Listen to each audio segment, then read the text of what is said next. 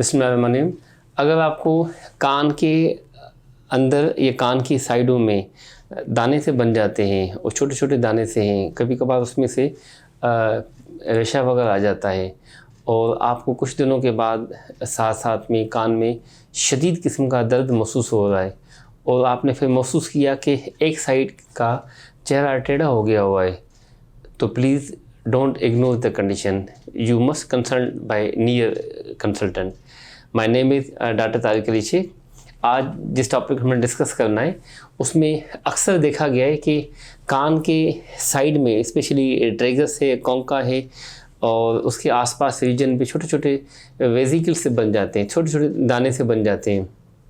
एक दाना, दो दाने, तीन दाने, वो दो चार ऐसे ऐसे बन जाते हैं।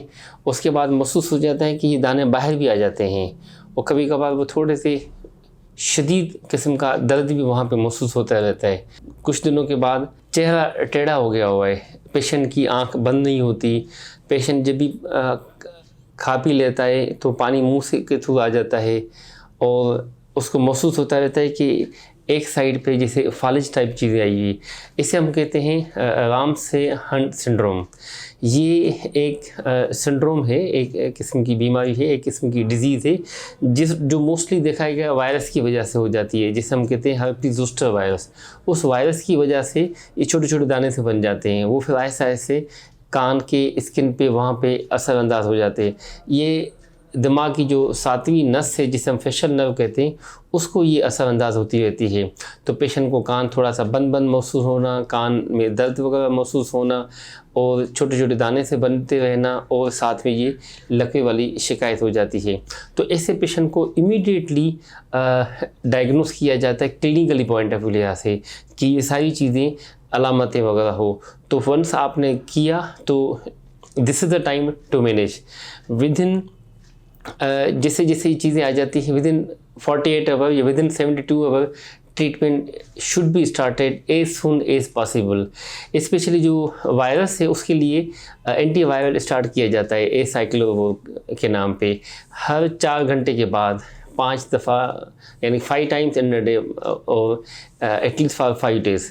उसके साथ साथ पेशेंट को पेन किलर दी जाती है, एंटीहिस्टामिन वगैरह दी जाती है।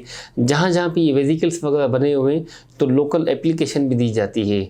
और जो चेहरे पे टेढ़ापन हो गया हुआ है जिसे हम लकवे टाइप चीज़ें महसूस होती हैं, तो उसके लिए important care that is I care.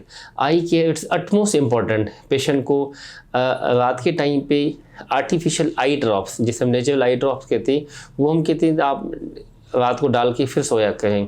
In addition रात के टाइम पे आप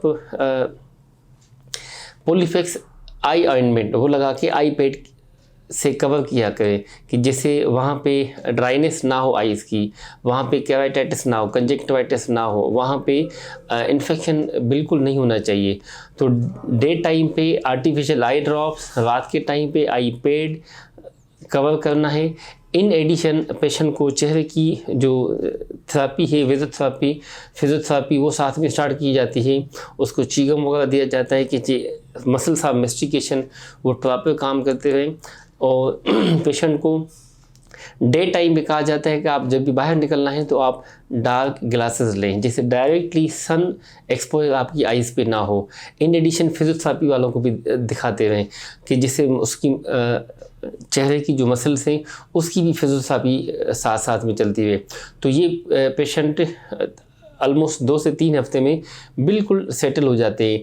कान के जो वेजिकल्स है, कान के जो पेन है, कान की जो ब्लॉकेज है और सारे जो साथ साथ स्किन के प्रॉब्लम है 2-3 हफ्ते में सेटल हो जाते हैं। तो ऐसे पेशेंट को प्रॉपर फॉलोअप किया जाता है। तो it's all about Ramsay Hunt syndrome, उसके अलामत और उसका treatment. Thank you so much.